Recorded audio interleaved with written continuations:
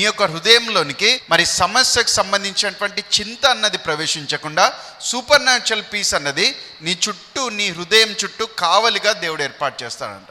ఎవరికి అది సాధ్యమవుతుంది, ఎవరికి ఆశీర్వాదం వస్తుందంటే ఎవరైతే ప్రార్థన చేస్తారో, ఎవరైతే ప్రార్థనకు ప్రాముఖ్యతనిస్తారో. అందుకని దేని గురించి చింతపడకూడదు, కానీ ప్రతి విషయంలోనూ, అది చిన్న విషయమా పెద్ద విషయమా అనేది కాదు, చింతపడకుండా ఏం చేయాలంటే దేవునికి మీ యొక్క భారాన్ని అప్పగించి, దేవునికి మీ యొక్క సమస్యను అప్పగించి, ప్రతి విషయంలోనూ ప్రార్థన విజ్ఞాపముల చేత కృతజ్ఞతాపూర్వకంగా మీ విన్నపములు దేవునికి తెలియచేయుడి.